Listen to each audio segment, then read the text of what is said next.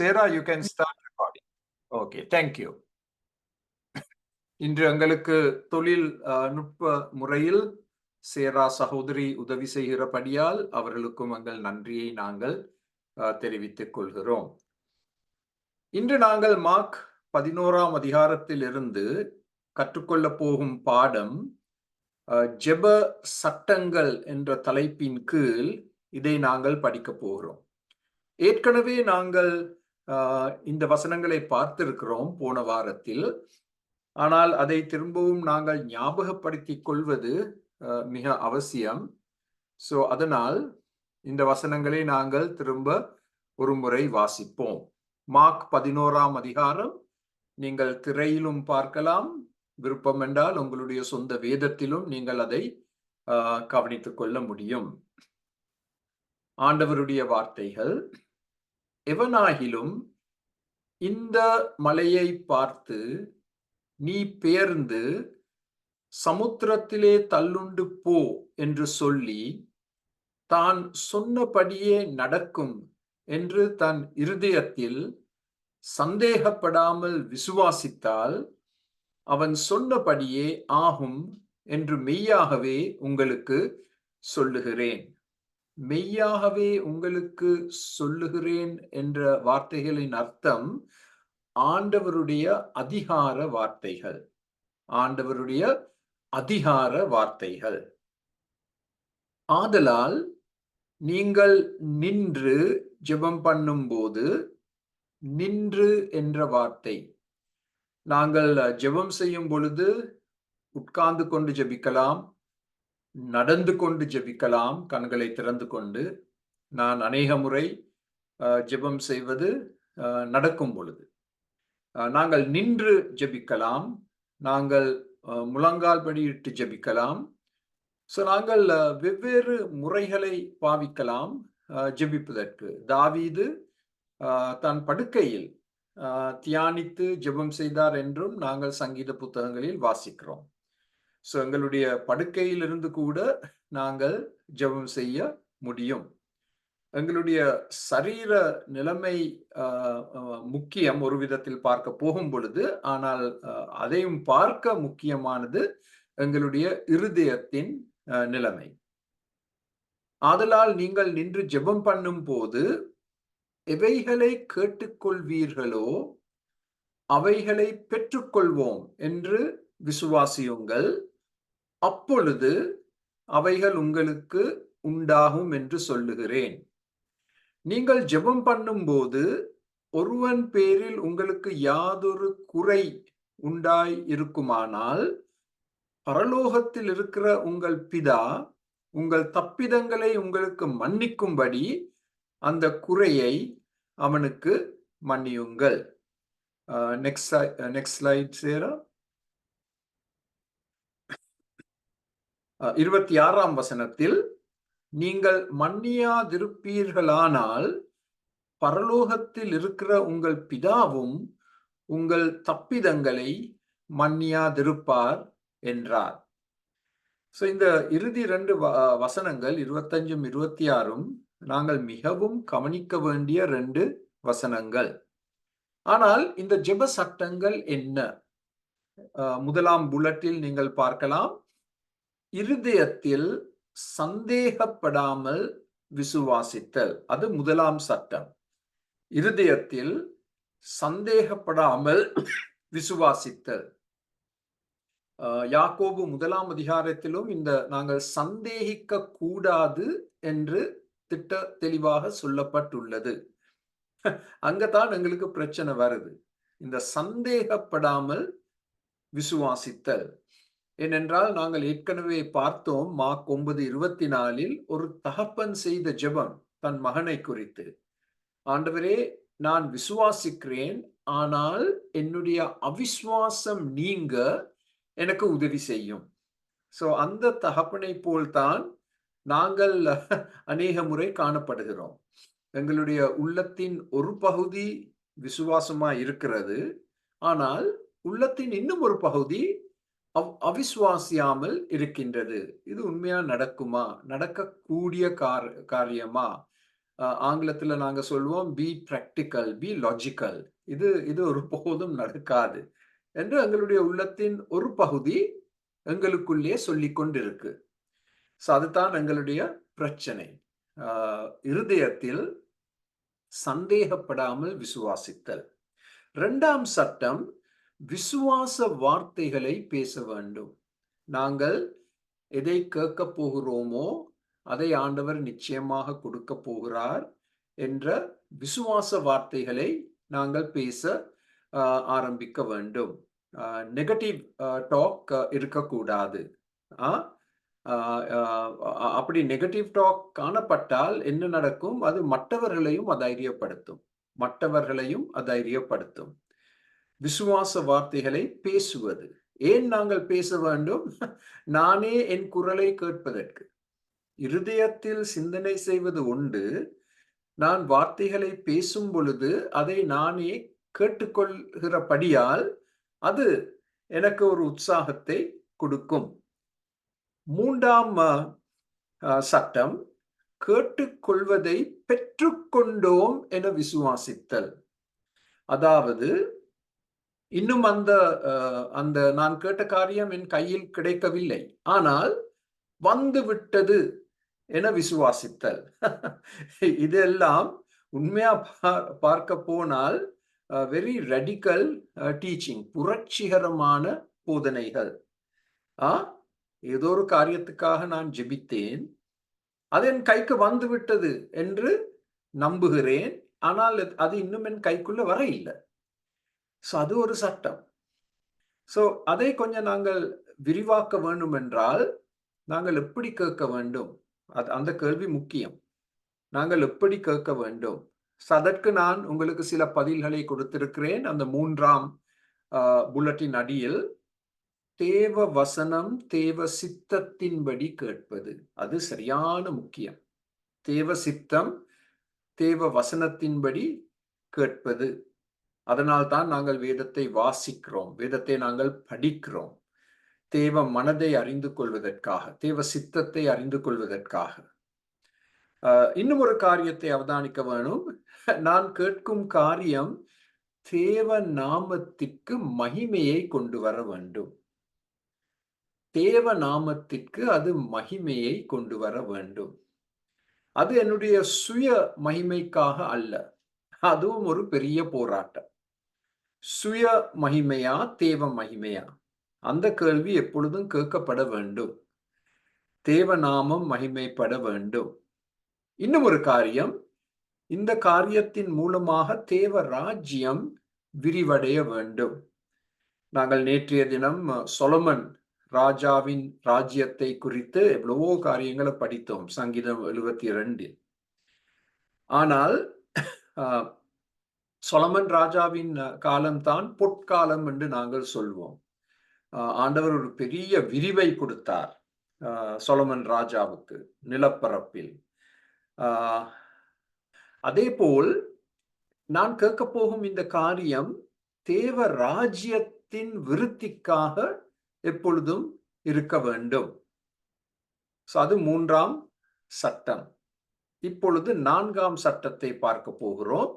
இதில் தான் நாங்கள் அதிக நேரத்தை இன்று செலவழிக்க போகிறோம். 4ஆம் சட்டம், குறைகள் தப்பிதங்களை மன்னித்தல். மற்றவர்களுடைய குறைகள் தப்பிதங்களை மன்னித்தல். பாருங்கள், 2 வார்த்தைகள் பாவிக்கப்பட்டுள்ளது.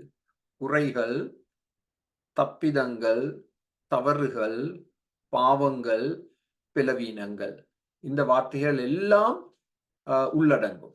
திரும்ப சொல்ல போகிறேன். மற்றவர்களுடைய குறைகள், தப்பிதங்கள், தவறுகள், பாவங்கள், பிளவீனங்கள். எங்களுக்கு விரோதமாக செய்யப்படும் காரியங்கள் இன்னொரு விசுவாசியினால் நாங்கள் அவர்களை மன்னிக்க வேண்டும். நான் வாசித்த சில புத்தகங்களில் சொல்லப்பட்ட ஒரு பொது கருத்து, எங்களுடைய ஜெபங்களுக்கு பதில் வராததுக்கு ஒரு மிக முக்கிய காரணம் நாங்கள் மற்றவர்களை மன்னிக்க முடியாத தன்மை. அதில் ஆச்சரியமே இல்லை. ஏனென்றால் நாங்கள் ஒருவர் ஒருவரோடு ஐக்கியம் வைக்கும் பொழுது, ஊழியம் செய்யும் பொழுது கருத்து வேறுபாடுகள் வரும், சண்டைகள் கூட வரும். பிலிப்பியர் 4ஆம் அதிகாரத்திலும் நாங்கள் அதை படித்தோம். பிலிப்பியர் புத்தகத்தை படிக்கும் நேரத்தில் இரு சகோதரிகள் ஒருவர் ஒருவருக்கு விரோதமாக சண்டை போட்டு அவர்கள் ஒன்றாக இயங்க முடியாத ஒரு நிலைமை. அப்ப என்ன நடக்கும்? அவர்களுடைய ஜெபங்களுக்கு பெரிய தடைகள் ஏற்படும். அழகாக ஜெபிக்கலாம், ஆனால் ஒரு பெரிய தடை. ஏனென்றால் இருவரும் ஒப்புரவாகாத நிலைமையில் காணப்பட்டபடியால். இந்த பாடத்தை நாங்கள் செய்யும் பொழுது பரிசுத்த ஆவியானவர் உங்களுடைய மனதிற்குள் யாராவது ஒரு நபரை கொண்டு வந்தால், அது உங்களுடைய குடும்பத்தில் இருக்கலாம், உங்களுடைய பெற்றோராக இருக்கலாம், சபையில் இருப்பவர்களாக இருக்கலாம், யாரோ ஒரு நபர், யாரோ ஏதோ ஒரு முகம் உங்கள் கண் முன்பாக வந்தால் அதை நீங்கள் கவனிக்க வேண்டும். அந்த பெயரை நீங்கள் எழுதி கொள்ள வேண்டும் ஒரு பேப்பர்ல. ஏனென்றால் நான் சொல்ல போகும் காரியங்களை நீங்களும் நானும் கண்டிப்பாக கடைபிடிக்க வேண்டும். இப்போ ஒரு முக்கியமான கேள்வியை நாங்கள் கேட்க வேண்டும். நாங்கள் ஒருவர் ஒருவரை எப்படி காயப்படுத்துகிறோம்? இன்னும் ஒரு வார்த்தையை பாவிக்க வேண்டும் என்றால் புண்படுத்துகிறோம். நாங்கள் ஒருவர் ஒருவரை எப்படி காயப்படுத்துகிறோம், புண்படுத்துகிறோம்? இதற்கு 2 பிரதான பதில்களை நாங்கள் கொடுக்க முடியும். நாங்கள் அநேகரை காயப்படுத்துவது எப்படி? எங்கள் வார்த்தைகளினால். எங்கள் வார்த்தைகளினால் நாங்கள் மற்றவர்களை காயப்படுத்த முடியும், புண்படுத்த முடியும். உதாரணமாக காசிப், இன்னொருவரை குறித்து நாங்கள் வீண் பேச்சில் ஈடுபடுவது, அது காயப்படுத்துவது. எதையாவது நாங்கள் ஒருவருக்கு சொல்ல வேண்டும் என்று சொன்னால் நாங்கள் அதை நேராக அவர்களுக்கு சொல்ல வேண்டும். அவர்களுடைய முதுகுக்கு பின்னால் நின்று அவர்களை குத்தக்கூடாது. இது எங்கள் சபைகளில் நடைபெறும் ஒரு மிக துக்கமான காரியம். நாங்கள் இன்னும் ஒரு சகோதரன் சகோதரியை நேர்முகமாக பார்த்து தனிப்பட்ட முறையில் அவர்கள் குறையை அவர்களுக்கு எடுத்து சொல்வதை பார்க்கிலும் நாங்கள் என்ன செய்கிறோம்? அவர்களுடைய முதுகுக்கு பின்னால் அவர்களை குத்தி கொண்டிருக்கிறோம். சில சமயங்களில் நாங்கள் எங்கள் ஜெபங்களில் கூட அந்த அந்த சகோதரன் சகோதரியை குறித்து மிகவும் ஒரு நெகட்டிவ் விதமாக கதைக்கிறோம், ஜெபிக்கிறோம். வீண் பேச்சு, மற்றவர்களை குற்றம் கண்டுபிடிப்பது, மற்றவர்களை குறித்து பொய் சொல்லுதல், இதெல்லாம் காயப்படுத்தும் வார்த்தைகள். காயப்படுத்தும் வார்த்தைகள். இப்ப எங்கள் எல்லாருடைய வாழ்க்கையிலும் பலவீனங்கள் இருக்கு. அது நிச்சயம். எங்களுக்கு மனித தன்மை இருக்கிறபடியால், பாவ சுபாவம் இருக்கிறபடியால் எங்கள் எல்லாருக்கும் பலவீனங்கள் இருக்கு. கண்டிப்பா மற்றவர்கள் எங்கள் வாழ்க்கையை பார்க்கும் பொழுது குற்றங்களை கண்டுபிடிக்கலாம். அது நிச்சயம். ஆனால் அப்படி குற்றங்கள் கண்டுபிடிக்கப்பட்டால் அதை நேர்முகமாக அந்த நபரோடு நாங்கள் கதைக்க வேண்டும். அதை திருத்த முயற்சி எடுக்க வேண்டும் அன்போடு. ஆனால் அநேக சபைகளில் அது அப்படி நடக்காது. அதனால்தான் சண்டைகள் ஏற்பட்டு சபைகள் பிரிவடைந்து புது புது சபைகள் உருவாக்கப்பட்டு அது தேவநாமத்திற்கு மகிமையை கொண்டு வராது. அன்ரிசால்வ் கான்ஃப்ளிக்ட்ஸ், சண்டைகளை நாங்கள் திருத்தாமல் சபையை விட்டு ஒரு புது சபையை ஸ்தாபிப்பது, இல்லாவிட்டால் இன்னும் ஒரு சபைக்கு நாங்கள் செல்வது. ஏதாவது ஒருவரை குறித்து நாங்கள் சொல்ல எங்களுக்கு மனது வந்தால் நாங்கள் முதலாவதாக அதை ஜெபத்தின் மூலமாக ஆண்டவருக்கு தெரிவிக்க வேண்டும். ஆண்டவருடைய அனுமதி பெற்ற பிறகுதான் நாங்கள் அதை குறித்து அந்த நபருக்கு எடுத்து சொல்ல வேண்டும். அந்த நபர் அதை கேட்காவிட்டால் நாங்கள் சபை தலைவர்களுக்கு அதை எடுத்து சொல்ல வேண்டும். ஏன் அந்த நபரை ஒரு ஆரோக்கியமுள்ள இடத்திற்கு கொண்டு வருவதற்காக, அந்த நோக்கத்துக்காக மாத்திரம். நாங்கள் எங்கள் வார்த்தைகளை குறித்து மிக மிக மிக கவனமாக இருக்க வேண்டும். எங்களை அறியாமலே நாங்கள் மற்றவர்களை புண்படுத்த முடியும் எங்கள் வார்த்தைகள் மூலமாக. ஸோ அந்த குழிக்குள் நான் விழுந்திருக்கிறேன். அதனால்தான் நான் உங்களுக்கு அதை எடுத்து கூறுகிறேன். விசேஷமாக இந்த பிரசங்கம் செய்யும் ஊழியக்காரர்கள் இதை குறித்து மிக ஜாக்கிரதையாக இருக்க வேண்டும். நாங்கள் வார்த்தைகள் மூலமாக மற்றவர்களை மிக எளிதில் பிரசங்க மேடையிலிருந்து புண்படுத்த முடியும். இன்னும் ஒரு விதத்தில் நாங்கள் மற்றவர்களை புண்படுத்த முடியும், காயப்படுத்த முடியும், செயல்கள் மூலமாக. முக்கியமாக செய்ய தவறிய செயல்கள் மூலமாக. நாங்கள் ஒருவர் கஷ்டத்தில் இருக்கிறார், அது எங்களுக்கு தெரியும். நாங்கள் அவருக்கு ஏதாவது ஒரு உதவி செய்யாமல் நான் உங்களுக்காக ஜெபிக்கிறேன் என்று சொல்வது மாத்திரம் போதாது. கண்டிப்பா ஜெபிக்க வேண்டும். ஆனால் ஆண்டவர் எங்களுக்கு காண்பிப்பார் ஜெபத்தில் நாங்கள் அந்த நபருக்கு என்ன செய்யலாம். நாங்கள் செய்யக்கூடிய மிக மிக எளிதான காரியம் அந்த சகோதரன் சகோதரியை உற்சாகப்படுத்துவது, ஆறுதல் படுத்துவது, வார்த்தைகள் மூலமாக நாங்கள் அவர்களோடு கொஞ்சம் நேரம் செலவழிப்பது, அவர்களுக்கு ஒரு உணவை சமைப்பித்து கொடுப்பது, இவையெல்லாம் மிகவும் செய்யக்கூடிய மிகவும் அருமையான காரியங்கள். நேற்றைய தினம் இது ஒரு சின்ன சாட்சி. நான் நினைத்து கொண்டிருந்தேன், ஐயோ, இந்த ஐஸ்பட்டியில் இருக்கும் உணவெல்லாம் குறைஞ்சு கொண்டு போய்விட்டது. இந்த வர்ற வாரத்தை நான் எப்படி சமாளிக்க போறேன்? கடையில தான் போய் வாங்க வேணும் என்று நினைச்சு கொண்டிருக்கும் பொழுது, மிகவும் ஆச்சரியமாக நேற்றைய தினம் ஆண்டவர் எனக்கு 3 நபர்கள் மூலமாக உணவுகளை கொடுத்தார். அப்போ உடனே நான் ஆண்டவருக்கு நன்றி செலுத்தி, ஐயோ ஆண்டவரே, நீர் என்னை மறக்கவில்லை. நான் இதை பற்றி கொஞ்சம் கொஞ்சம் கவலைப்படும் பொழுது நீர் சபையில் இருக்கும் அருமையான சகோதரிகள் மூலமாக என்னுடைய தேவையை நீர் பூர்த்தி செய்தீர் என்று ஆண்டவருக்கும் அவர்களுக்கும் என் நன்றியை தெரிவித்தேன். இது அவர்கள் செய்த ஒரு அருமையான செயல். என்னை மறக்காமல், அடே இவன் தனிமையில் இருக்கிறான், மனைவி இல்ல, மகனும் திருமணம் செய்து அவருடைய சொந்த வீட்டில் வாழ்ந்து கொண்டிருக்கிறார் என்று அவர்கள் அக்கறை காண்பித்து இவ்விதமாக செயல்பட்டார்கள். நாங்கள் மற்றவர்களை எப்படி காயப்படுத்துகிறோம்? செய்ய வேண்டிய காரியத்தை செய்யாமல் இருப்பது. தேவைகள் இருக்குன்னு எங்களுக்கு தெரியும், ஆனாலும் சும்மா நாங்கள் சொல்லிவிடுகிறோம், உங்களுக்காக ஜெபிக்கிறேன் பிரதர் என்று சொல்லிட்டு அதோடு நாங்கள் நின்று விடுகிறோம். எங்களால் ஒரு உதவி செய்ய முடியும் என்றால் அதை நாங்கள் கண்டிப்பாக செய்யவே வேண்டும். அந்த தருணத்தை நாங்கள் இழந்துவிடக் கூடாது.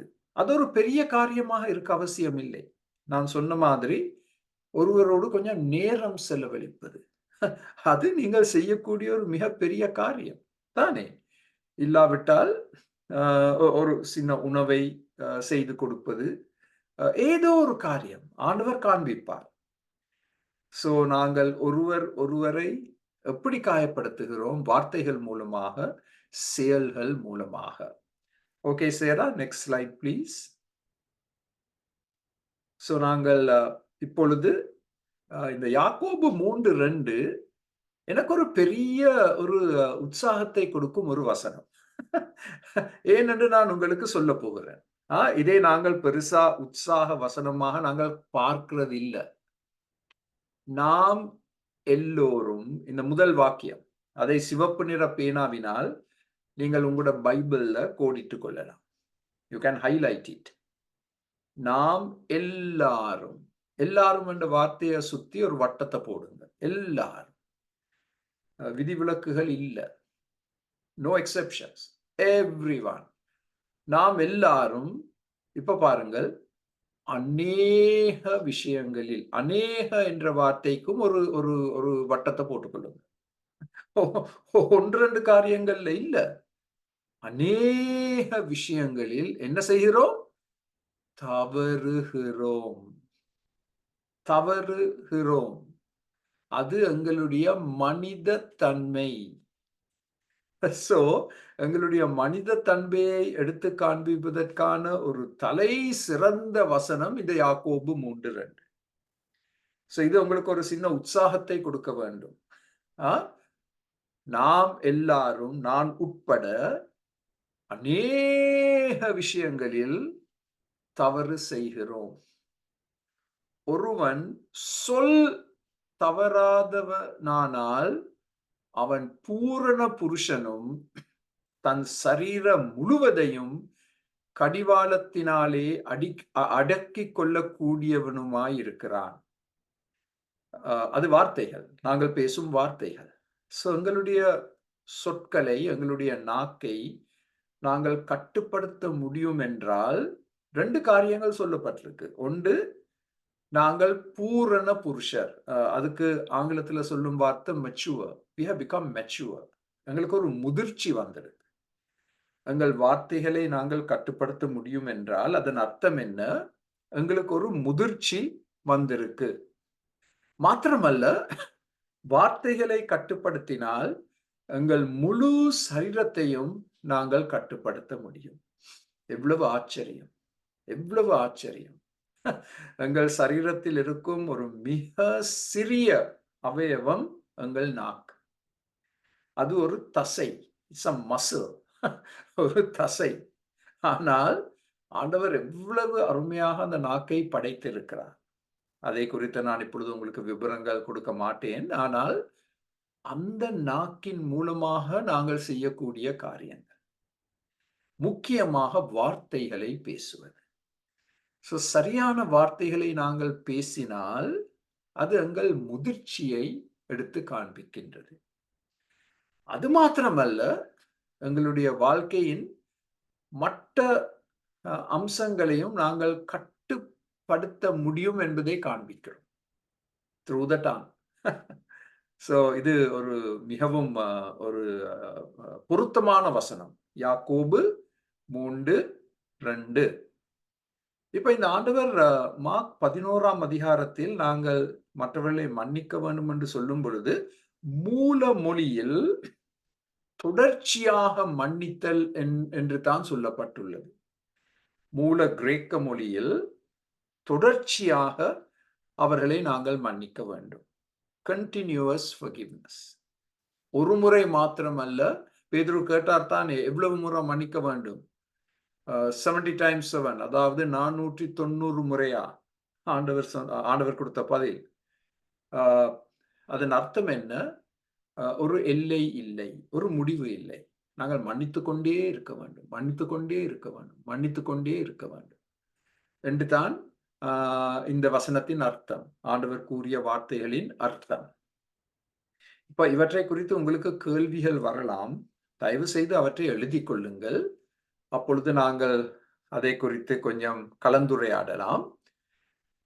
இப்பொழுது நான் எப்படி மற்றவர்களை மன்னிக்க முடியும்? அதுதான் நாங்க கேட்க வேண்டிய கேள்வி. அதற்கு சில படிகளை உங்களுக்கு காண்பிக்க விருப்பப்படுகிறேன். முதலாம் படி, நாங்கள் எப்படி மற்றவர்களை மன்னிக்க முடியும்? இது ஒரு ஜெப சட்டம். மற்றவர்களை மன்னிக்காவிட்டால் ஆண்டவர் என்னை மன்னிக்க மாட்டார். என் ஜெபங்களுக்கு வல்லமை இல்லை. என் காயத்தை நான் ஏற்றுக்கொள்ள வேண்டும். எனக்கு ஒரு காயம் இருக்கு. அந்த காயத்தை நான் ஏற்றுக்கொள்ள வேண்டும். இந்த கடந்த சனிக்கிழமையில் நான் ஒரு வீட்டு சந்திப்புக்கு போயிருக்கும் பொழுது, அங்கே 2 சின்ன பிள்ளைகள். மூத்தவளுக்கு கிட்டத்தட்ட 5, 6 வயது. அப்ப அவ தொடர்ச்சியா எனக்கு ஒரு காரியத்தை சொல்லிக்கொண்டே இருந்தா. எனக்கு அது சரியா விளங்க இல்ல. அவட பாஷையில என்னத்தையோ சொல்லிக் கொண்டிருந்தா. அது எனக்கு விளங்க இல்ல. அப்ப தாய் குறுக்கிட்டு சொன்னாங்க. என் மகள் என்ன சொல்றாள் என்றால், பள்ளிக்கூடத்தில் அவள் ஓடும்போது விழுந்து விட்டா. அவளுடைய முழங்கால் 2லும் காயங்கள் ஏற்பட்டது. ஸோ அந்த காயங்களுக்கு பேண்டேஜ் போட்டு அவ இந்த ஒரு பேண்ட்ஸை உடுத்தியிருந்தபடியால் அதை என்னால் பார்க்க முடியவில்லை. தன் முழங்காலை காண்பித்து, ஐயோ எனக்கு காயங்கள் இருக்கு காயங்கள் இருக்குன்னு எனக்கு எடுத்து சொன்னான். ஸோ அந்த குழந்தை மூலமாக நான் ஒரு பாடத்தை கற்றுக்கொண்டேன். குழந்தைகளுக்கு ஒரு தாழ்மை இருக்கு. ஆஹ் அந்த நடந்த காரியங்களை அப்படியே எடுத்து சொல்லுவாங்க. ஸோ நான் காயப்படுத்தப்பட்டேன் என்பதை நான் ஏற்றுக்கொள்ள வேண்டும். அதை நான் மறுதலிக்க கூடாது. சில சமயங்களில் நாங்கள் பாவிக்கிற ஒரு வார்த்தை என்ன? கர்த்தர் பார்த்துக் கொள்வார். அது உண்மை. கர்த்தர் பார்த்துக் கொள்வார். ஆனால் கர்த்தர் எங்களுக்கு சில சத்தியங்களை வெளிப்படுத்தி இருக்கிறார். எங்களுக்கு சில ஆலோசனைகளை கொடுத்திருக்கிறார். அவற்றை நாங்கள் பின்பற்ற வேண்டும். நாங்கள் ஏன் காயப்படுத்தப்படுகிறோம்? அதற்கு பதிலையும் கொடுத்திருக்கிறோம். முதலாம் குறிப்பின் அடியில், வீழ்ச்சி அடைந்த உலகத்தில் வாழ்கிறபடியால் காயங்கள் ஏற்படும், உறவுகள் முறியடிக்கப்படும். ஏதேன் தோட்டத்திலே அது நடந்துச்சு. ஏவாள் பாவத்துக்குள்ள விழுந்தால் அப்ப ஆண்டவர் யாரிடம் கேள்வி கேட்டார்? ஆதாமிடம். அப்ப ஆதாம் என்ன சொல்றார்? அவர் தன் மனைவியை குறை சொல்ல ஆரம்பித்தார். Blame shifting. நான் இதை செய்யல, இது நீர் கொடுத்த மனைவி தான் இதை செய்தார் என்று குற்றம் கண்டுபிடித்தார் மனைவி மேல். தன் குற்றத்தை தான் ஒப்புக்கொள்ளவில்லை. ஸோ அது ஏதேன் தோட்டத்திலே ஆரம்பித்த ஒரு விளையாட்டு. அந்த விளையாட்டை நாங்கள் இன்னும் விளையாடிக்கொண்டே இருக்கிறோம். ஸோ உறவுகள் மிக எளிதில் முறிவடையும். மிக எளிதில். ஆங்கிலத்தில் இதற்கு ஒரு நல்ல வார்த்தை இருக்கு, fragile. Relationships are very fragile. சில சமயங்களில் நீங்கள் ஒரு பெரிய பெட்டிக்குள் ஏதாவது உடைந்து போகக்கூடிய பொருட்களை அதற்குள்ள போட்டு அதை நீங்கள் எங்கேயோ அனுப்பி வைக்க போறீங்கன்னு சொன்னா, அந்த பெட்டியில, அந்த கார்ட்போர்ட் பெட்டியில நீங்க ஒரு வார்த்தையை எழுதுவீங்க, ஹேண்டில் வித் கேர் ஃப்ரெஜைல். இதை மிக கவனமாக நீங்கள் கையாள வேண்டும். ஏனென்றால் உள்ளே இருக்கும் பொருட்கள் மிக எளிதில் உடைவடையும். அதே போல்தான் உறவுகள். திருமண உறவு, பெற்றோர் பிள்ளைகள் இடத்தில் இருக்கும் உறவுகள் மிக எளிதில் மிக சுலபமாக முறியடிக்கப்படக்கூடும். ஸோ அதுதான் முதலாம் படி. என் காயத்தை நான் ஏற்றுக்கொள்ள வேண்டும். என் முழங்கால் 2லும் பேண்டேஜ் போடப்பட்டிருக்கு, காயம் ஏற்பட்டிருக்கு, அது எனக்கு ஒரு வேதனையை கொடுக்குது என்பதை நாங்கள் ஏற்றுக்கொள்ள வேண்டும். 2ஆம் காரியம், கோபம், துக்கம் என்ற உணர்ச்சிகளையும் ஏற்றுக்கொள்ள வேண்டும். காயங்கள் ஏற்படும் பொழுது எங்கள் உணர்ச்சிகள் பாதிக்கப்படும். பெரிய விதத்தில் எங்கள் உணர்ச்சிகள் பாதிக்கப்படும். 2 பிரதான உணர்ச்சிகள் என்ன? ஒன்று கோபம், மற்றது துக்கம். நாங்கள் எங்களை காயப்படுத்திய நபரை குறித்து கோபப்படுகிறோம். இவனுக்கு என்ன உரிமை இருக்கு இப்படி எனக்கு சொல்ல, இப்படி செய்ய என்று நாங்கள் கோபப்படுகிறோம். மற்ற பக்கத்துல நாங்கள் கவலைப்படுகிறோம். ஒரு நாணயத்துக்கு 2 முகங்கள் இருக்கு. அதே போல்தான் ஒரு முகம் கோபம், மற்ற முகம் கவலை. கவலை. இவர் எப்படி இதை செய்ய முடியும்? நான் நினைச்சேன் அவர் என்ன சரியா நேசித்தார் என்று. எப்படி இதை அவர் செய்ய முடியும் என்று நாங்கள் கேள்வி கேட்க ஆரம்பிக்கிறோம். ஸோ நாங்கள் அதிர்ச்சி அடையக்கூடாது. ஏனென்றால் முதலாம் பாயிண்ட்ல பதில கொடுத்திருக்கிறோம். வீழ்ச்சி அடைந்த உலகத்தில் வாழ்கிறபடியால் இவையெல்லாம் நடக்கும், மிக சுலபத்தில் நடக்கும். ஸோ என்னுடைய உணர்ச்சிகளை நான் ஏற்றுக்கொள்ள வேண்டும். என் உணர்ச்சிகளை நான் புதைக்க கூடாது. அதைத்தான் அநேகர் செய்வாங்க. கோபத்தையும் துக்கத்தையும் புதைத்து வைத்திருப்பாங்க. அப்ப என்ன நடக்க போகுது? ஒரு காலத்துக்கு அது கண்ணுக்கு தெரியாது. புதைக்கப்பட்டிருக்கு. ஆனால் ஏதோ ஒரு நாள் ஒரு வெடிமலையை போல் பெரிய விதத்தில் வெடிக்கும். ஒரு போம்ப போற மாதிரி வெடிக்கும். நாங்க ஆச்சரியப்பட போறோம். மற்றவங்க ஆச்சரியப்பட போறாங்க. என்ன இவனுக்கு என்ன நடக்குது? இப்படி எரிமலையை போல் வெடிக்கிறானே! என்ன இவனுக்கு? டாக்டர் கிட்ட கொண்டு போகலாமா? அப்படிப்பட்ட கேள்விகளை நாங்கள் கேட்க ஆரம்பிக்கிறோம். 3வது, இது ஒரு மிக முக்கியமான படி. தேவ மன்னிப்பை நாங்கள் நினைவு கூற வேண்டும். தேவன் என்னை மன்னித்திருக்கிறார். தேவன் எப்பொழுது என்னை மன்னித்தார்? ரோமர் 5 படி நான் பாவியாக இருக்கும் பொழுது, தேவனுடைய சத்துருவாக இருக்கும் பொழுது, தேவன் என்னை மன்னித்தார். தம்முடைய கிருபை இரக்கத்தை எனக்கு காண்பித்தார். நீங்களே இந்த வசனங்களை கண்டுபிடிக்க முடியும். வேதத்தில் எவ்வளவோ இடங்களில் தேவ அன்பை பற்றி மிக விபரமாக, ஆழமாக எடுத்து சொல்லப்பட்டுள்ளது. அதற்கு ஒரு அருமையான உதாரணம் சங்கீதம் 103. சங்கீதம் 103 நாங்கள் மிகவும் நேசிக்கும் ஒரு சங்கீதம். நான் காயப்படுத்தப்படும் பொழுது என்ன செய்ய வேண்டும்? நான் தேவ அன்பை நினைவு கூற வேண்டும். தேவன் என்னை நேசித்தார், தேவன் என்னை மன்னித்தார், என்னை மன்னித்துக் கொண்டே இருக்கிறார். ஒவ்வொரு நாள் காலையிலும் நான் செய்யும் முதல் ஜெபம் துதி ஜெபம் அல்ல. நான் செய்யும் முதல் ஜெபம் பாவ மன்னிப்பு ஜெபம். ஐயோ, இந்த கடந்த 24 மணித்தியாலத்தில் ஆண்டவரே, நான் உம்மை துன்பப்படுத்தி இருக்கிறேன், நான் பாவம் செய்திருக்கிறேன். சிந்தனை மூலமாக, சில சமயங்களில் வார்த்தைகள் மூலமாக, செயல்கள் மூலமாக, ஆண்டவரே ஏதோ ஒரு விதத்தில் நான் பாவம் செய்திருக்கிறேன், என்னை மன்னியும். அதுதான் நான் ஒவ்வொரு நாள் காலையிலும் செய்யும் முதல் ஜெபம். அதற்கு பிறகுதான் துதி. மன்னிப்பு வராவிட்டால் துதி செலுத்துவதில் வல்லமை இல்லை. அது என்னுடைய தனிப்பட்ட அபிப்பிராயம். மிக சுலபமாக பிரைஸ் தி லார்ட் என்று சொல்லிவிடுகிறோம். ஆனால் உள்ளத்துல கசப்பு இருக்கு. உள்ளத்துல கசப்பு இருக்கு. உள்ளத்துல ஒரு நஞ்சு இருக்கு. அந்த நஞ்சை நாங்க புதைச்சி பிரைஸ் தி லார்ட் என்று மிக சுலபத்துல சொல்லிவிடுகிறோம். அருமையானவர்களே, நாங்கள் தேவனுடைய அன்பை நினைவு கூற வேண்டும். ஒன்றுக்கும் உதவாத என்னை, மண்புழுவாகிய என்னை ஆண்டவர் மன்னித்திருக்கிறாரே. அப்ப நான் எப்படி மற்றவர்களை மன்னிக்க முடியாமல் இருக்கலாம்? என் மனைவி இறந்ததும்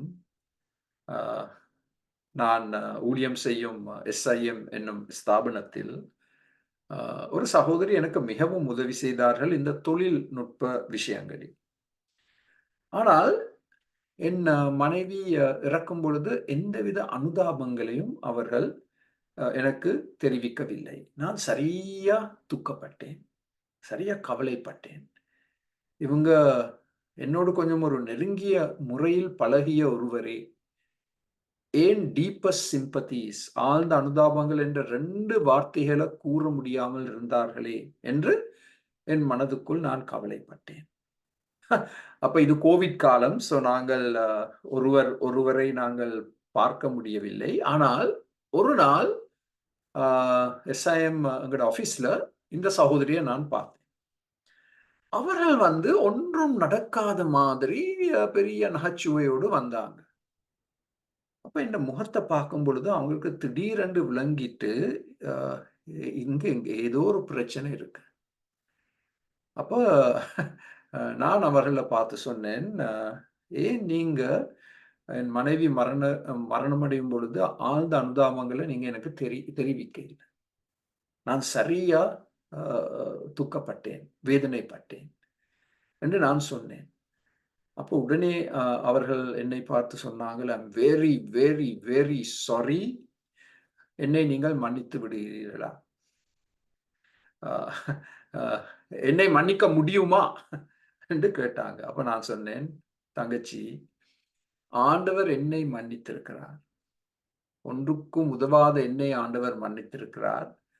நான் உன்னை மன்னிக்காமல் எப்படி இருக்க முடியும் என்று நான் என்னுடைய மன்னிப்பை அவர்களுக்கு அந்த நேரத்தில் உடனடியாக கொடுத்தேன். அப்படி அநேக சம்பவங்கள் நடைபெற்றது.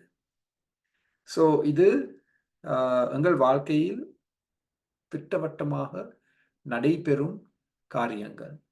அப்பொழுது நாங்கள் தேவ அன்பை, தேவ மன்னிப்பை நினைவு கூற வேண்டும்.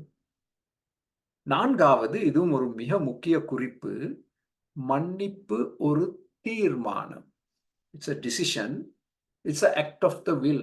எங்களுடைய சித்தத்தை பாவித்து நாங்கள் செய்யும் ஒரு காரியம். இதற்கும் உணர்ச்சிகளுக்கும் ஒரு சம்பந்தம் இல்லை. அநேகர் சொல்லுவாங்க, எனக்கு அவர்களை மன்னிக்க ஒரு உணர்ச்சி வரையில்லை என்று சொல்லுவாங்க. இது உணர்ச்சிகளோடு சம்பந்தப்பட்ட காரியம் அல்ல. இது சித்தத்தோடு சம்பந்தப்பட்ட காரியம். சோ ஆங்கிலத்துல நான் எப்பொழுதும் சொல்வேன், I choose to forgive you. உங்களை மன்னிப்பதற்கு நான் தீர்மானம் எடுத்திருக்கிறேன். என் சித்தத்தை நான் பிரயோகித்து உங்களை மன்னிக்கிறேன். அருமையானவர்களே, அதை நாங்கள் மறந்து விடக்கூடாது. Forgiveness is a choice. Forgiveness is an act of the will. நாங்கள் செய்யும் ஒரு தீர்மானம், அது நாங்கள் எங்கள் சித்தத்தை பாவித்து செய்யும் ஒரு காரியம். மன்னிப்பு ஒரு தீர்மானம், உணர்ச்சிகளோடு சம்பந்தப்பட்ட காரியம் அல்ல. 5வது, இதுவும் ஒரு மிக முக்கிய குறிப்பு, மன்னிப்பு மன்னிக்கப்படுவதற்கே, மறக்கப்படுவதற்கல்ல. இப்ப நாங்க ஆங்கிலத்துல மிக சுலபமா சொல்றோம், forgive and forget. FF, forgive and forget என்று சொல்றோம். அது செய்ய முடியாது. அது செய்ய முடியாது. நான் உங்களுக்கு திட்டவட்டமாக சொல்ல விருப்பப்படுகிறேன். அதை செய்ய முடியாது. forget பண்ண முடியாது, மறக்க முடியாது. நடைபெற்ற சம்பவத்தை நாங்கள் மறக்க முடியாது. அது நேரத்துக்கு நேரம் எங்களுடைய மனதுக்குள் திரும்ப வரும். விசேஷமாக அந்த நபரை நாங்கள் பார்க்கும் பொழுது இட் பிகம்ஸ் அ ட்ரிகர். அது எங்களை தூண்டிவிடும். அந்த நடைபெற்ற சம்பவத்தை திரும்பவும் நினைவு கூற. இந்த உங்களுக்கு தெரியும், இந்த டேப்ஸ் இருந்துச்சு, வீடியோ டேப்ஸின் அருமை என்ன, அதை நாங்க பிளேபேக் பண்ணலாம். ஏதோ ஒரு இடத்தில் நாங்க அதை நிப்பாட்டி அதை திரும்ப நாங்க விளையாடலாம். அது ஒரு செய்தியாக இருக்கலாம், இல்லாவிட்டால் ஒரு சம்பவமாக இருக்கலாம். அதை நாங்கள் திரும்ப இது பண்ணலாம், திரும்ப அதை விளையாடலாம். இந்த துப்பறியும் துறையில் அதை எப்பொழுதும் செய்து கொண்டே இருப்பாங்க.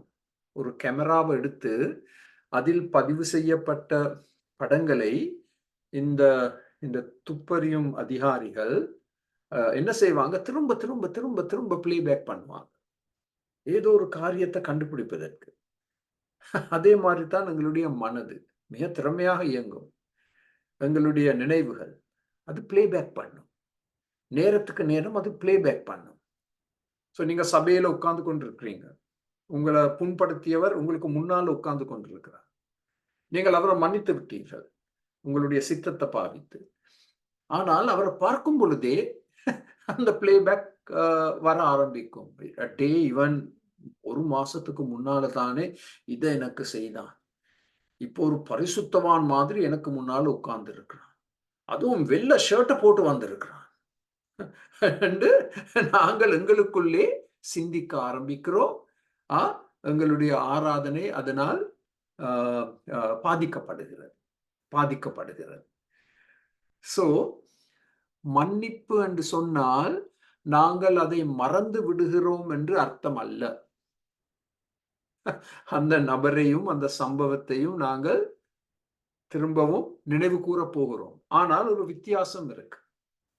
மன்னிப்பை நாங்கள் உண்மையா கொடுத்திருந்தால் அந்த சம்பவத்தை நாங்கள் நினைவு கூறும் பொழுது அந்த வேதனை குறைய ஆரம்பிக்கும். அதை நான் என்னுடைய வாழ்க்கையில் எவ்வளோ முறை அனுபவித்திருக்கிறேன். ஆரம்ப கட்டத்தில் வேதனை இந்த உயர்வான நிலைமையில இருக்கு. ஆனால் நான் தொடர்ச்சியாக மன்னிக்க அந்த வேதனை படிப்படியாக குறைய ஆரம்பிக்கும். சோ ஏதோ ஒரு கட்டத்துல அந்த பிளேபேக் வந்தாலும் வேதனை வராது. அதோடு வேதனை வராது. மிக சுலபத்தில் அந்த பிளேபேக்கை நான் நிப்பாட்டி விடலாம். சோ அதையும் நீங்கள் மனதில் வைத்திருக்க வேண்டும். To forgive is not to forget. அது செய்ய முடியாத காரியம். ஆறாம் குறிப்பு, மன்னிப்பு என்றால் ஒரு கடனை இல்லாமற் செய்வது. இப்ப இந்த மன்னிப்பு என்று சொல்லும் பொழுது அது வேதத்தில் ஒரு கடனுக்கு ஒப்பிடப்பட்டுள்ளது. என்னை காயப்படுத்தியவர் ஒரு கடனுக்குள் வந்திருக்கிறார். அவர் என்னுடைய கடனாளி. ஆனால் நான் மன்னிப்பை கொடுக்கும் பொழுது என்ன செய்கிறேன்? அந்த கடனை இல்லாமல் ஆக்குறேன். இது பணம் சம்பந்தமான கடன் அல்ல. ஆனால் அந்த மன்னிப்பை விளக்கி சொல்வதற்கு பாவிக்கப்படும் ஒரு வரைபடம். யாராவது எங்களை துன்படுத்தினால் அவர் எங்களுக்கு கடனாளிகளாக இருக்கிறாங்க. அது எனக்கு ஒரு சந்தோஷத்தை கொடுக்குது. அடே, he owes me something. ஒரு கடன். அவர் ஒரு கடனை கட்ட வேண்டும் எனக்கு என்று நான் அதுல கொஞ்சம் மகிழ்ச்சி அடைவேன். மன்னிப்பு என்று சொன்னால் என் பேனாவை எடுத்து அந்த கடன் 10,000 ரூபாய் என்று சொன்னால் அதற்கு விரோதமாக paid in full, முழுமையாக கட்டப்பட்டது என்று சிவப்பு நிறத்தில் நான் எழுதி அந்த கடதாசியை 100 துண்டா நான் பிரித்து அளிப்பது. அதுதான் மன்னிப்பு. ஒரு கடனை இல்லாமல் செய்வது. சேரா, நெக்ஸ்ட் ஸ்லைட். இப்போ 7ஆவதாக, இதையெல்லாம் நாங்கள் உங்களுக்கு ஒரு PDF ஆக அனுப்பி வைப்போம். சோ இவற்றையெல்லாம் எழுதிக்கொள்ள முயற்சி எடுக்க வேண்டாம், அது கஷ்டமாக இருக்கும். 7ஆவது, மன்னிக்காவிட்டால், கவனமாக செவி கொடுங்கள், இது எபிரேயர் 12 கொடுக்கப்பட்டுள்ள போதனை. மன்னிக்காவிட்டால் கசப்பின் வேர்கள் எனக்குள் உருவாகி என் வாழ்க்கையின் ஒவ்வொரு பாகத்தையும் ஊடுருவும். இப்ப நீங்க வேர்களை பார்த்தா, ஒரு மரத்தை நீங்கள் நட்டும் பொழுது வேர்கள் முளைத்து ஆணிவேர் இருக்கும், பக்க வேர்கள் இருக்கும். இந்த வேர்களின் திறமை என்ன? அது மண்ணை 4 திசைகளிலும் ஊடுருவி எங்கெங்க தண்ணியை பெற்றுக்கொள்ள முடியுமோ, சத்துக்களை பெற்றுக்கொள்ள முடியுமோ அந்த திசைகளில் இந்த வேர்கள் ஊடுருவி கொண்டு செல்லும். அதனால்தான் நாங்கள் ஒரு மரத்தை வெட்டும் பொழுது அந்த வேர்களை மிக எளிதில் வெளியே எடுத்து போட முடியாது. என்னுடைய தோட்டத்தில் 1-2 மரங்கள் இருக்கு, வெட்டப்பட்ட மரங்கள், அந்த வேர் தொகுதி அப்படியே கிடக்கு. அதை பிடுங்கி எடுப்பது மிக மிக மிக கஷ்டம். அதற்கு ஒரு விசேஷித்த மெஷின் இருக்கு, இயந்திரம். அந்த இயந்திரத்தை கொண்டு வந்து தான் அதை அப்படியே வெளியே எடுக்க முடியும். சோ அதே போல் நான் ஒருவரை மன்னிக்காவிட்டால் கசப்பின் வேர்கள் எனக்குள் என்னை அறியாமலே என் முழு வாழ்க்கையையும் ஊடுருவ ஆரம்பிக்கும். என் சிந்தனைகளை ஊடுருவும், உணர்ச்சிகளை ஊடுருவும், என்னுடைய வார்த்தைகளை ஊடுருவும், என்னுடைய பாசங்களை ஊடுருவும், என்னுடைய கைகளை ஊடுருவும், என்னுடைய பாதங்களை ஊடுருவும், என்னுடைய சரீரத்தின் எல்லா பாகங்களையும் இந்த கசப்பின் வேர் ஊடுருவ ஆரம்பிக்கும். ஆணிவேர் மாத்திரமல்ல, எவ்வளவோ பக்க வேர்கள், சரியா புற்றுநோயை போல், அது தன் கிளைகளை 4 திசைகளிலும் அனுப்ப ஆரம்பிக்கும். சோ நான் ஒரு மிக கசப்பான நபராக மாற்றம் அடைவேன். யாரும் என் பக்கத்துல வர விருப்பப்பட மாட்டாங்க. ஏன்? இந்த கசப்பின் வேர்கள் தன்னை வெளிப்படுத்தும். நான் சொல்லும் வார்த்தைகள் மூலமாக, நான் செய்யும் காரியங்கள் மூலமாக, அது தன்னை காட்டி கொடுக்கும். இந்த கசப்பின் வேர்கள் தன்னை காட்டி கொடுக்கும். அதனால்தான் இந்த மன்னிப்பு கொடுப்பது எவ்வளவு ஒரு முக்கியமான காரியம். நான் ஒரு வாரத்துக்கு 2-3 முறையாவது உலகத்தினரால் எழுதப்பட்ட கட்டுரைகளை நான் வாசிப்பேன். பொருத்தமான கட்டுரைகள், எல்லா கட்டுரைகளையும் அல்ல. இது ஆண்டவரை அறியாத மக்கள், ஆனால் விஞ்ஞான முறையில் அவர்களுக்கு நல்ல அறிவு இருக்கு, பட்டங்கள் கூட இருக்கு. நான் ஆச்சரியமாக அனுபவித்த 2 காரியங்கள் என்ன? ஒவ்வொரு கட்டளையிலும் ஏதோ ஒரு கட்டத்தில் இந்த 2 காரியங்களை அவங்க சொல்லுவாங்க. முதலாம் காரியம் நீங்க நன்றி செலுத்த வேண்டும். Cultivate the attitude of gratitude என்று சொல்லுவாங்க கட்டுரையில். Cultivate the attitude of gratitude. நீங்கள் நன்றி செலுத்தும் ஒரு நபராக காணப்பட வேண்டும். மற்ற காரியம், 2ஆம் காரியம் உங்களை குற்றப்படுத்தியவர்களை மன்னிக்க வேண்டும். எவ்வளவு ஆச்சரியம்! பைபிள்ல சொல்லப்பட்டுள்ள 2 சத்தியங்களை ஆண்டவரை அறியாத விஞ்ஞானிகள் தங்கள் கட்டுரைகளில் எடுத்து சொல்றாங்க. உங்களுடைய மன ஆரோக்கியத்துக்காக, உங்களுடைய உடல் ஆரோக்கியத்துக்காக நீங்கள் எப்பொழுதும் நன்றி செலுத்தும் நபர்களாக காணப்பட வேண்டும், மற்றவர்களை மன்னிக்கும் நபர்களாக காணப்பட வேண்டும். அந்த கட்டுரைகளை நான் வாசிக்கும் பொழுது என்னை அறியாமலே நான் கைத்தட்ட ஆரம்பிப்பேன். அடே, உலகத்தார் பைபிள எங்களுக்கு எடுத்து சொல்றாங்க. எவ்வளவு ஆச்சரியம்! மன்னிக்காவிட்டால், இத பாருங்கள் கவனமா, மன்னிக்காவிட்டால் நான் நஞ்சை குடித்து குற்றவாளி மறைக்க போகிறார் என்ற மூட நம்பிக்கை உள்ளவனாக மாற்றமடைய போறேன். மன்னிக்காவிட்டால் நான் நஞ்ச குடிக்கிறேன், நான் நஞ்ச குடித்து குற்றவாளி மறைக்க போறான் என்ற மூட நம்பிக்கை எனக்குள் வர ஆரம்பித்து விட்டது. பாத்தீங்களா, என்னுடைய மனது எவ்வளவா பாதிக்கப்படுது. I become so illogical. I become so illogical. 8ஆம் காரியம், அந்த காயத்தை திரும்ப திரும்ப என் மனதில் மீட்டு பார்த்தல். Sarah, earlier slide please. அந்த 8ஆம் குறிப்பு, point number 8, அந்த காயத்தை என்னுடைய மனதில் நான் திரும்ப திரும்ப திரும்ப விளையாடி கொண்டே இருப்பேன், மன்னிக்காவிட்டால். இதை குறித்து நான் ஏற்கனவே சொல்லிவிட்டேன், ஆனா அதை ஒரு விசேஷித்த பாயிண்டா நான் எடுத்து சொல்ல விருப்பப்படுகிறேன். நான் உட்கார்ந்து கொண்டிருக்கும் பொழுது, நான் வீதியில் நடந்து கொண்டிருக்கும் பொழுது, நான் கடையில் சாமான்கள் வாங்க போகும் பொழுது, அந்த காயத்தை என்னுடைய மனதில் நான் திரும்ப திரும்ப திரும்ப திரும்ப மீட்டு பார்த்தேன். அப்ப என்ன நடக்கும் அப்படி செய்யும் பொழுது? அவர் செய்யாத சொல்லாத காரியங்கள் கூட அதில் கூட்டப்படும். அவர் செய்யாத சொல்லாத காரியங்கள் கூட கூட்டப்படும். அது குறையாது, அது அதிகரித்துக் கொண்டு தான் போகும். நான் உண்மையா ஒருவரை மன்னித்திருந்தால், இந்த 8ஆம் குறிப்பில் பாருங்கள், அதை குறித்து யாரோடும் பேச மாட்டோம். ஆரம்பத்தில் ஆலோசனைக்காக பேசலாம். ஆரம்பத்தில், ஐயோ இவர் இப்படி செய்துட்டார், நான் என்ன செய்ய வேண்டும் என்று நாங்கள் ஆலோசனை பெறலாம். அதுல தவறு இல்லை. அப்படி அநேகர் என்னிடத்தில் ஆலோசனை கேட்டு இருக்கிறார்கள், நானும் ஆலோசனை பெற்றிருக்கிறேன். ஆனால் மன்னித்து விட்ட பிறகு அதை குறித்து நான் யாரோடும் கதைக்க கூடாது, அதை எடுத்து சொல்லக்கூடாது. அது புதைக்கப்பட்டது, அது புதைக்கப்பட்டது. நாங்கள் அதை திரும்ப தோண்டி எடுக்கக்கூடாது. பாருங்கள், இந்த கணவன் மனைவி உறவில் என்ன நடக்குது?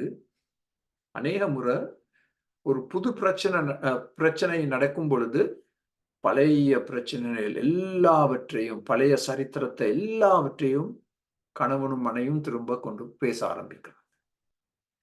ஒரு கையில் ஒரு காயம் ஆறினால் அந்த காயத்தை நாங்கள் திரும்ப தோண்டி எடுக்கக்கூடாது. தோண்டி எடுத்தால் அந்த காயம் இன்னும் விசாலமாகும், ஆழமாகும். சோ மன்னித்து விட்டால் பழைய சரித்திரத்தை பற்றி நாங்கள் கதைக்கவே கூடாது. ஆனால் விசேஷமாக இந்த திருமண உறவுகளில் அது நடக்குது.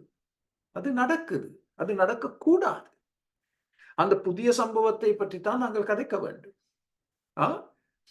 9 இப்ப இந்த 9ஆம் குறிப்பை குறித்து நாங்கள் ஒரு விசேஷ பாடத்தை செய்யலாம். ஆனால் 9 உறவு எல்லைகளை உருவாக்க வேண்டும். ஆங்கிலத்தில் செட் பவுண்டரிஸ். Set boundaries. உறவு எல்லைகளை உருவாக்க வேண்டும். அதன் அர்த்தம் என்ன? சரி, இந்த நபர் என்னை காயப்படுத்தினார். நான் அவரை மன்னித்து விட்டேன்.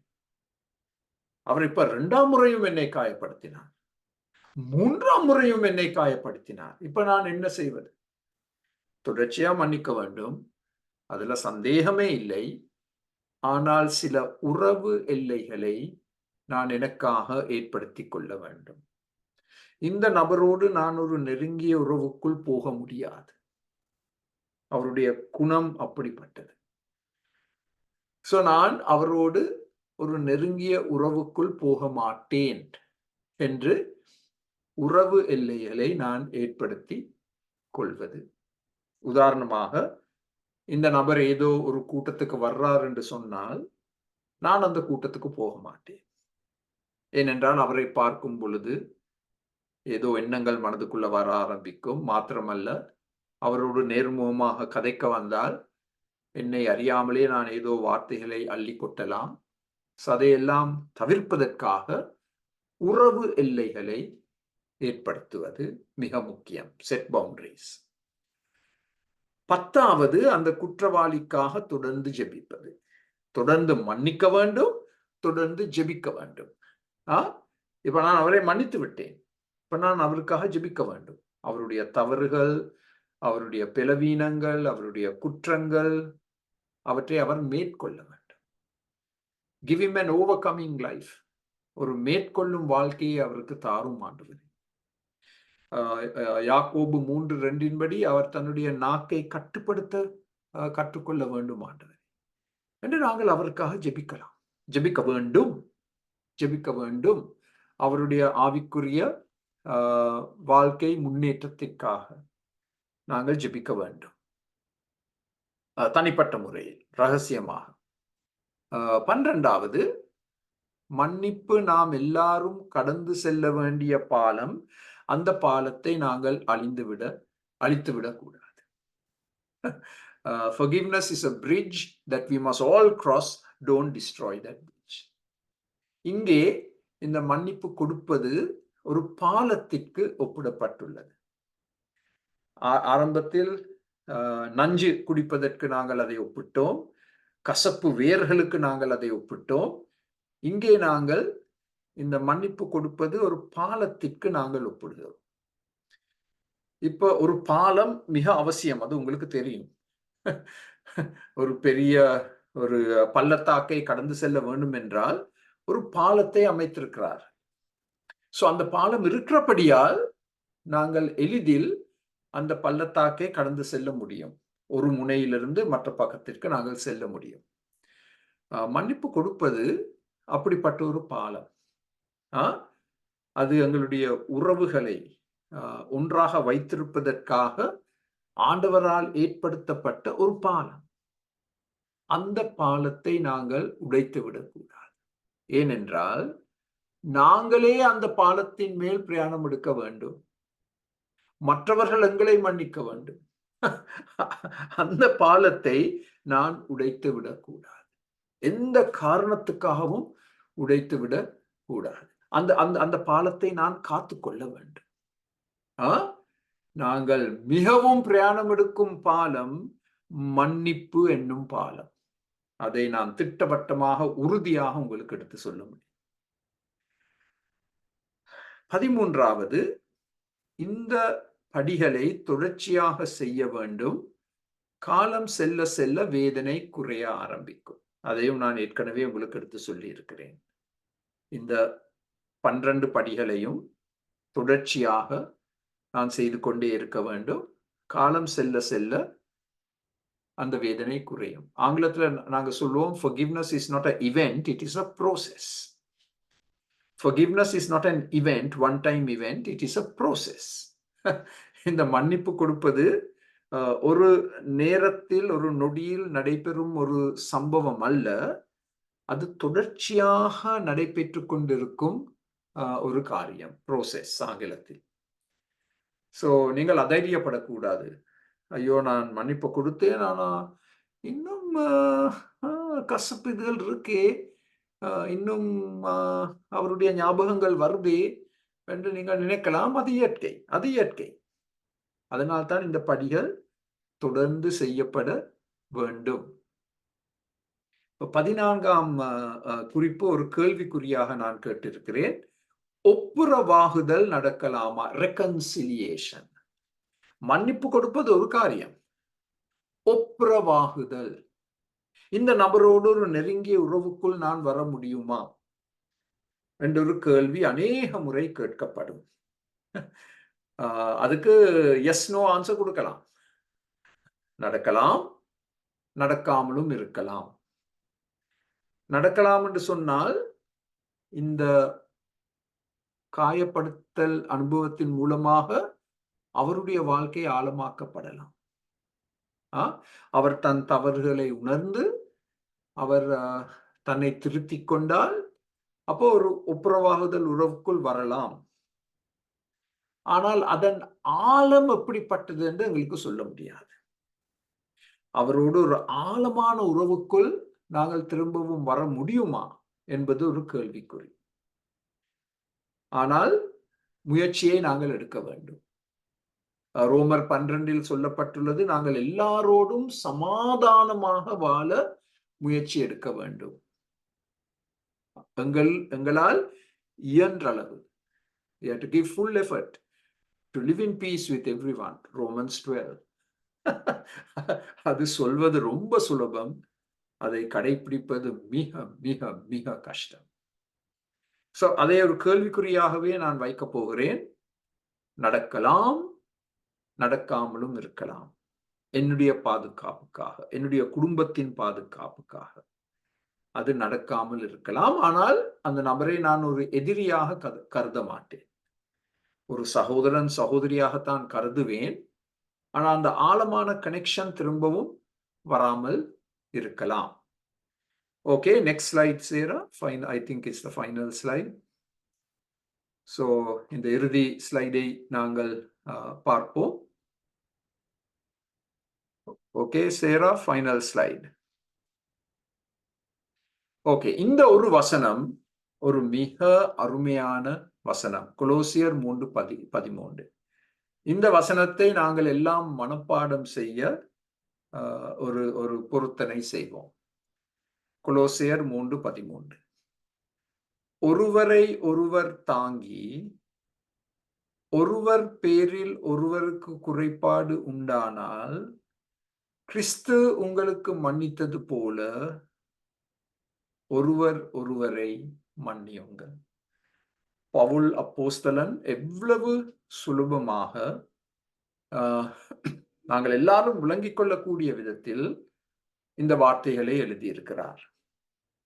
ஒருவர் ஒருவரை தாங்கி, அது எங்களுக்கு கொடுக்கப்பட்டிருக்கிற ஒரு பெரிய ஊழியம்.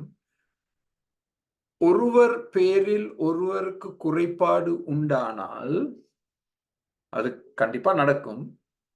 கிறிஸ்து எப்படி எங்களை மன்னித்தாரோ அதே போல் நாங்கள் அவர்களை மன்னிக்க வேண்டும். Release God's forgiveness into their life. ஆண்டவர் எங்களை மன்னித்தார், அந்த மன்னிப்பை நாங்கள் அவர்களுக்கு கொடுக்க வேண்டும். இது knockout verse. This is what I call a knockout verse. எங்கள் எல்லாரையும் மிக நாங்கள் எழும்பி நிற்க கூடிய விதத்தில் எங்களை ஊக்குவிக்கும் ஒரு வசனம், கொலோசியர் 3:13. இறுதி சில கருத்துக்கள். ஒருவன் மன்னிக்கும் போது 2 ஆத்துமாக்கள் விடுவிக்கப்படுகின்றன. அது முதலாம் சத்தியம். ஒருவன் மன்னிக்கும் பொழுது 2 ஆத்துமாக்கள் விடுவிக்கப்படுகின்றன. குற்றவாளி, காயப்படுத்தப்பட்டவன், இருவர்களுக்கும் ஒரு விடுதலை வருது நாங்க மன்னிப்பு கொடுக்கும் பொழுது. மன்னிப்பு என்பது கருணை காட்டுவதாகும். He doesn't deserve the forgiveness. இந்த குற்றவாளிக்கு நான் மன்னிப்பு கொடுக்க அவருக்கு தகுதி இல்லை. ஆனாலும் தேவன் எங்களுக்கு இரக்கத்தை காண்பித்திருக்கிறபடியால் நாங்கள் அவரை மன்னிக்கிறோம். தேவ கருணையை நாங்கள் காண்பிக்கிறோம். மன்னிப்பு என்று சொன்னால் தகுதியின் அடிப்படையில் கொடுக்கப்படும் ஒரு காரியம் அல்ல. மன்னிப்பு என்று சொன்னால் தேவ இரக்கத்தின் அடிப்படையில் கொடுக்கப்படும் ஒரு கிஃப்ட், அன்பளிப்பு. அது 2ஆம் சத்தியம். 3வது, மன்னிப்பு என்பது ஒரு நிரந்தரமான மனப்பான்மை. It is a permanent attitude. அதுக்கு பிறகு ஒரு முற்றுப்புள்ளி வந்திருக்க வேண்டும். மன்னிப்பு என்பது ஒரு நிரந்தர மனப்பான்மை. இந்த மனப்பான்மை எப்பொழுதும் எங்கள் மரண தினம் வரைக்கும் எங்களிடத்தில் காணப்பட வேண்டும். அதை நாங்கள் கட்டி எழுப்ப வேண்டும். இந்த மன்னிக்கும் சுபாவம் ஒரு நிரந்தர மனப்பான்மை. இறுதியாக மன்னிப்பு என்று சொல்லும் பொழுது ஒரு கைதியை விடுதலை செய்வது. ஆனால் அந்த கைதி யார்? நான். மன்னிப்பு என்று சொன்னால் ஒரு கைதியை விடுவித்து அந்த கைதி நான் தான் என்பதை நான் கண்டுபிடிப்பது. இது ஒரு அருமையான கூற்று. Forgiveness is to release a prisoner only to discover that I was that prisoner. நான் தான் அந்த கைதி, நான் தான் விடுவிக்கப்பட்டேன் ஒரு பெரிய விதத்தில். இவையெல்லாம் எங்களுக்கு ஒரு பெரிய ஒரு நம்பிக்கையை கொடுக்க வேண்டும், உற்சாகத்தை கொடுக்க வேண்டும், ஒரு தைரியத்தை கொடுக்க வேண்டும். இதை நாங்கள் செயல்படுத்த வேண்டும் எங்களுடைய தனிப்பட்ட வாழ்க்கையில், எங்களுடைய உறவுகளில், குடும்ப வாழ்க்கையில், அதே போல் திருச்சபை வாழ்க்கையில். நான் ஜெபிக்க போகிறேன். இதுதான் ஜெபத்தின் 4 சட்டங்கள்.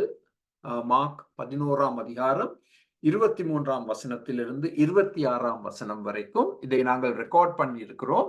அதனால் நீங்கள் இதை திரும்பவும் கேட்கலாம், மற்றவர்களுக்கும் அனுப்பி வைக்க முடியும்.